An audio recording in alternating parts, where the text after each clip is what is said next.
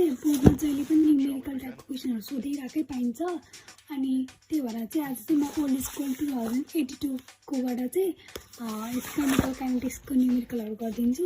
सबभन्दा पहिला चाहिँ म यो गरिदिन्छु क्वेसन नम्बर 1 को C को। यो यस्तो खाले टेबलवाला क्वेसन चाहिँ 90% चान्स हुन्छ कि आउने। यो एकदमै बढी चान्स हुन्छ र एकदम इजी पनि छ कि सजिलै गर्न सकिन्छ। त्यसको लागि चाहिँ पहिला चाहिँ हेर्ने है, मैले गइसकेको छु सोल्युसन, ध्यान दिएर हेरे पुग्छ। यस्तो हुन्छ कि यहाँ पहिला चाहिँ हामीले यहाँ रियाक्सन चाहिँ क्वेसनमै दिएको हुन्छ होइन, त्यो गिभन रियाक्सन इज भनेर यति लेख्ने होइन। अनि त्यसपछि चाहिँ यहाँ हेर्नु यहीँ देखाएँ रियाक्सन भन्ने यहाँ भ्यालु अलरेडी देखा। अनि यो दिएको भ्यालु अनि त्यसपछि यहाँ चाहिँ रेट ल भन्ने हुन्छ कि एउटा रेट ल इक्वेसन लेख्ने हामीले पहिला रेट ल इक्वेसन लेख्ने है। अनि त्यो रेट ल इक्वेसनमा चाहिँ हामीले बक्समा दिएको सब भ्यालुहरू त्यो रेट ल इक्वेसनमा लगाएर सब्स्टिट्युट गर्ने छ भन्दा पहिला। अनि यहाँ त 4टा भ्यालु दिए भनेपछि यहाँ 4वटा इक्वेसन बन्यो कि होइन। अनि के हेर्ने भन्दाखेरि यहाँ 0.1 हानी यो यम हानी यमको बेसमा 0.1 हानी 0.1 भएको अरू हेर्ने अरू त छैन नि त। यहाँ 0.1 भएको त्यहाँ तल जाने 0.3 यहाँ 0.3 भएको अरू कहाँ यो दुइटा रहेछ होइन। अब हेर्नु यो र यो काटिन्छ डिभाइड गर्ने हो भने होइन, किनभने सेम छ नि त यो र यो काटिनु भनेपछि यन मात्र रहने भयो अनि यनको भ्यालु इजिली फाइन्ड गर्ने भयो। त्यही भएर चाहिँ इक्वेसन इक्वेसन थर्ड हो। यो इक्वेसन थर्डलाई चाहिँ इक्वेसन फोर्थले डिभाइड गर्नु हामीले यनको भ्यालु चाहिँ आयो, किनभने के र के काटियो अनि 0.3 को पावर यन र 0.3 को पावर यन काटियो अनि यनको भ्यालु आयो। अब यनको भ्यालु त्यसै गरी आएछ। अब यम अब फेरि हामीलाई के को भ्यालु आयो यनको भ्यालु आयो है। अब यनको भ्यालु आएपछि यो यम काटेर आएको हुन्छ यनको भ्यालु। अब यन काटिन 0.1 खोज्ने अर्को यो यन पावरमा यन भएको पनि 0.1 हुनुपर्छ है, यो रहेछ। अब यो दुइटा इक्वेसनलाई डिभाइड गर्ने यहाँ पनि त्यही गरेछ डिभाइड गरेर अनि यमको भ्यालु निकालेछ है। यहाँ हेर्नु होला यमको भ्यालु निकाले यसरी बुझ्नु भयो नि मैले के भन्नु खोजेको। पहिला दिएको रियाक्सन लेख्ने अनि यो चाहिँ घोक्नुपर्छ यो रेट र इक्वेसन भन्ने हो, यो चाहिँ घोक्नुपर्छ अनि टेबलमा दिएकै भ्यालुहरू हो यो चाहिँ अनि यहाँ राख्ने यो रेट र इक्वेसनमा अनि यस्तो इक्वेसनहरू बन्छ। अनि हो यो सेम भ्यालु कहाँ अर्को इक्वेसनमा यो यमकै बेसमा भएको हेर्ने है, फेरि यमको बेसमा भएको हेर्ने अनि पाएपछि त्यो दुइटा डिभाइड गर्ने अनि यनको भ्यालु आउँछ। अनि सिमिलरली फेरि यनको बेसमा भएको भ्यालु अर्को ठाउँमा सिमिलर कहाँ भनेर खोज्ने अनि त्यो दुइटा डिभाइड गर्ने अनि फेरि हाम्रो यमको भ्यालु आउँछ होइन। अनि त्यति भइसकेपछि चाहिँ हो त्यो यम र यनको आएको भ्यालुलाई चाहिँ जुन इक्वेसनमा लगाएर हाले पनि हुन्छ है। यो 4टा मात्रै जुन इक्वेसनमा लगाएर हाले पनि हुन्छ नि त्यहाँबाट चाहिँ के को भ्यालु फाइन्ड आउट गर्ने कि मैले चाहिँ फर्स्टकै इक्वेसनमा हालेको तर जुनमा हाल्दा पनि हुन्छ है। अनि हालेर के को भ्यालु निकाल्ने होइन।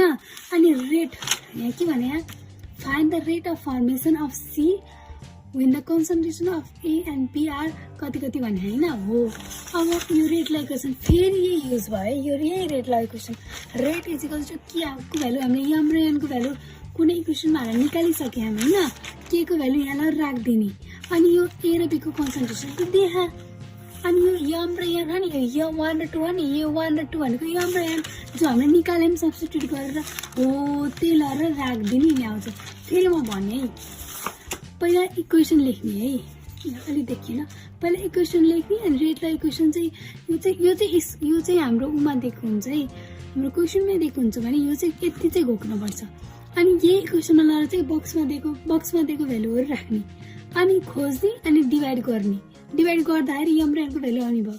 अनि यम र एन आएको भ्यालुलाई चाहिँ कुनै पनि इक्वेसनमा राख्दा के को भ्यालु सजिलै निकाल्न सकिन्छ र के को भ्यालु पनि आउँछ यमको भ्यालु पनि आउँछ एनको भ्यालु पनि आउँछ। यो तिनटैको भ्यालु आइसकेपछि चाहिँ हाम्रो rate of formation of C निकाल्न हो नि यसमा चाहिँ के को भ्यालु र यसमा सब्स्टिट्युट गर्ने यमको नि एनको नि। अब बाँकी रहेको ए र बी को भ्यालु त क्वेसनमै दिए अनि त्यसपछि rate of formation of C पनि आयो होइन सजिलो।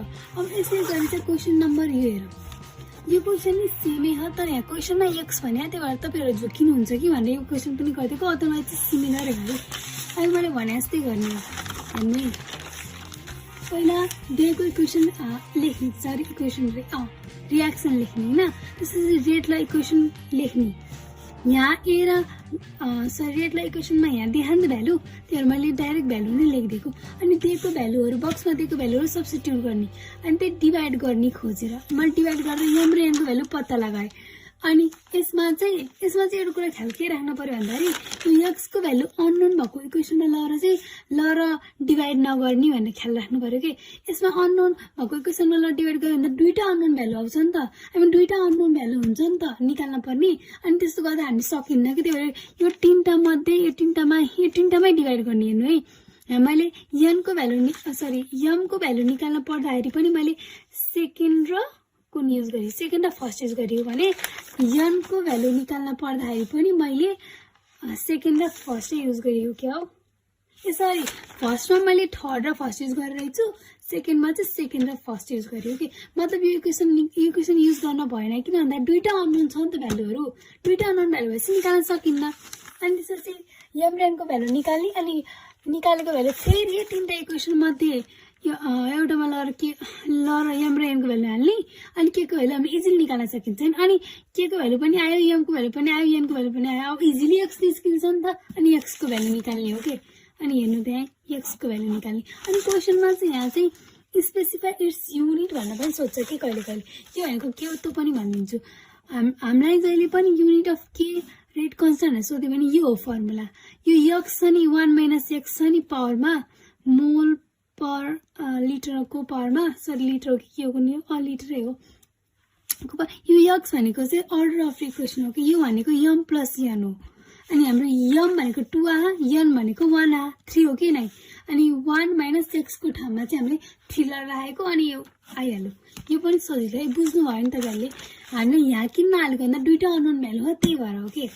अनि अब अर्को टाइपको क्वेसन के सोध्न सक्छ भन्दाखेरि क्वेसन नम्बर कतिको भन्दाखेरि यो पनि एकदम इम्पोर्टेन्ट टाइपको छ है, म एकदमै राम्रोसँग बुझाउन कोसिस गर्छु, तपाईँहरू पनि बुझ्न ट्राई गर्नु होला है। A first order reaction is 60% complete in 30 minutes.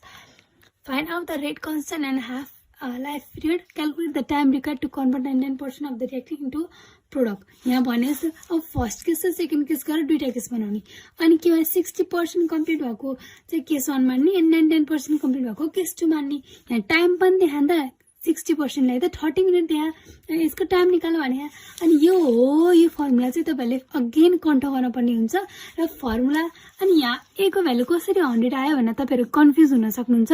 ए भनेको चाहिँ इनिसियल कन्सन्ट्रेसन हो र जब चाहिँ यस्तो 60% अलि देखिन क्या पक्नु है म अलि जब यस्तो 60% कम्प्लिटेड भनेर अब कति पर्सेन्ट कन्सन्ट्रेसन कम्प्लिटेड भनेर दिया हुन्छ नि तब हामीले चाहिँ ए को भ्यालु चाहिँ जहिले 100 राख्नुपर्ने हुन्छ कि एभ्री टाइम जुन रिएक्सनमा भए पनि ए को भ्यालु 100 हुन्छ र कम्प्लिट भएको चाहिँ भने चाहिँ एक्स हो कि हामीले चाहिँ x1 माने कम्प्लिट भएको 60% होइन भएर 60 होइन। अनि त्यसपछि टाइम दिए 30/30 अनि यो क्यालकुलेटरमा हाल्दा यति आयो अनि सेम यो पनि क्यालकुलेटरमा हाल्दा यति।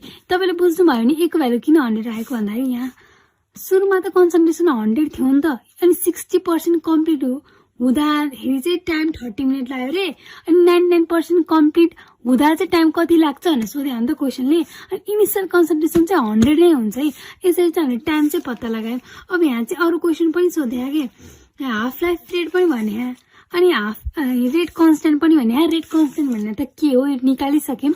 अनि हाफ लाइफ पिरियडको हो यो चाहिँ फर्मुला हो है, अगेन यो फर्मुला हो, यो 0.693 सबमा आउँछ यसमा मात्र होइन, कन्फ्युज नहुनु होला। अनि के को भ्यालु पनि हामीले सब्स्टिट्युट गरिदियौँ र डिभाइड गर्दा क्यालकुलेटरमा यति आयो है। अब नेक्स्ट टाइपको क्वेसन कस्तो सोध्छ भन्दाखेरि यस्तो के the concentration of H2S decrease by 0.06 mole per liter mole per liter in 2 seconds. Calculate the rate of formation of sulfur and calculate the rate of disappearance of SO3. यो बीचको चाहिँ थ्योरीको टाइपको पछिमा थ्योरीको भिडियो लिएर आउँछु यो च्याप्टरको अनि त्यसमै भनिदिन्छु। यो चाहिँ हो यसको लागि चाहिँ एउटा कन्सेप्ट छ कि हामीलाई हेर्नु है, म फेरि पनि बुझाउन ट्राई गर्छु।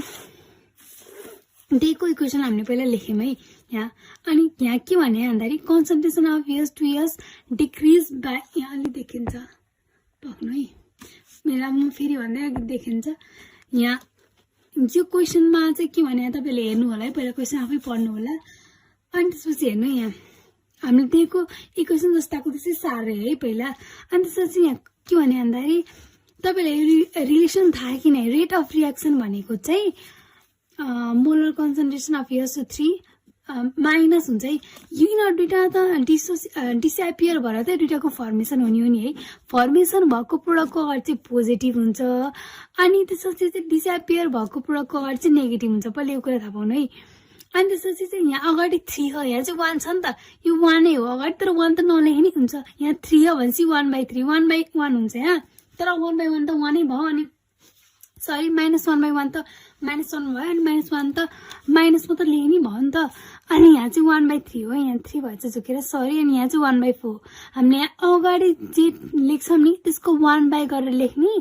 अनि त्यसै इजिकल्स टु रेट अफ रियाक्सनसँग इक्वल हुन्छ कि हो। यो चाहिँ तपाईँहरूलाई थाहा हुन पर्यो है, जुन रियाक्सनमा पनि यही हो कि। जस्तै मलाई एउटा रियाक्सन देखाए यस plus O2 equals to S2 भनेपछि यस्तो हुन्छ कि rate of equation equals to, हजुरले देख्नु भएको कि नै, rate of equation reaction equals to यस्तो हुन्छ कि delta S by delta equals to, अनि यहाँ चाहिँ पक्नै 1/2 equals to 1/2 O2 by delta equals to, यहाँ चाहिँ माइनस। किन भन्दा यो दुइटा चाहिँ ऊ भएर यो फर्मेसन हुनको लागि यो दुइटा डिसएपिरेन्स हुनु पर्यो नि त, त्यो भएर डिसएपिरेन्स भएको भएर चाहिँ माइनस हो है। यो चाहिँ फर्मेसन प्रोडक्टमा चाहिँ जहिले पनि प्लस हुन्छ अगाडि, त्यो भएर त्यहाँ चाहिँ माइनस लेख्न परेन बाई डिटी। जुनमा पनि यही लागु हुन्छ, यो चाहिँ थाहा हुन पर्यो है तपाईँहरूलाई। अनि हो यही कन्सेप्ट थाहा हुन पर्यो कि क्वेसनको लागि। अनि बाँकी यति थाहा हुन पर्यो। अनि यहाँ चाहिँ के भने भन्दाखेरि the concentration of S2S decrease by 0.06 मोल पर लिटर इन 2 सेकेन्ड भनेर यो दिए होइन हो, यो यसको भ्यालु दिए हो कि। अनि हेर्नु यो भ्यालु दिए नि S2S को भ्यालु हो, यसमा लगेर हालिदिएको हामीले 1/3 त यो छ अलरेडी, किन भन्दा 3 हो नि त अगाडि। अनि सरी यो माइनस होइन, सरी माइनस हो, यो होइन यो हो S2S। किन भन्दा यो त डिसएपिरेन्स भएर यो दुइटा डिसएपिरेन्स भएर यो दुइटा फर्मेसन भयो नि त, यिनीहरूको अगाडि त्यही भएर प्लस, प्रोडक्टको अगाडि प्लस र रियाक्टेन्टको अगाडि माइनस हुन्छ। अनि यसमा लगेर हाल्दा है -1/3 अनि यसको भ्यालु त त्यहाँ 0.06, यसमा 3 हालिदिउँ टाइम 2 सेकेन्ड त्यहाँ, त्यो 2 हालिदिउँ अनि क्यालकुलेटरमा गर्दा यस्तो आन्सर रेट अफ रियाक्सन यति आयो। अनि यहाँ के भने rate of reaction equals to यो सममा इजिकल्स टु हो नि त। यहाँ क्वेसनले चाहिँ rate of formation of sulphur सोध्यो, त्यही भएर हामी सल्फरकोमा लगायौँ फर्मुला। यहाँ 1/4 हुन्छ, सरी यहाँ मिस्टेक भएछ, 4 मात्र होइन 1/4 हो। अनि 4 इन्टु यो गर्दा 0.04 आयो, यो भनेको बाई सरी यो अलि मिस्टेक भएछ यहाँ। अनि rate of formation of sulphur भनेको यति आयो, बुझ्नुभयो। अनि त्यसै गरी यहाँ क्वेसनमा चाहिँ रेट अफ डिसएपिरेन्स अफ SO2 पनि भने नि त, त्यसको लागि रेट अफ रियाक्सन यही भयो इजिकल्स टु यहाँ नि त, कहाँ हो यही हो सुरुमै भयो। अनि एन्सरमा आयो, यो बुझ्नु भएको नि तपाईँहरूले। पहिला हामीले इक्वेसन लेख्ने हो, सरी रियाक्सन लेख्ने हो, अनि यो कन्सेप्ट चाहिँ थाहा हुनु पर्यो तपाईँहरूलाई। अनि त्यो भ्यालु पुट गर्ने मात्र हो कि, यो पनि इजी नै छ।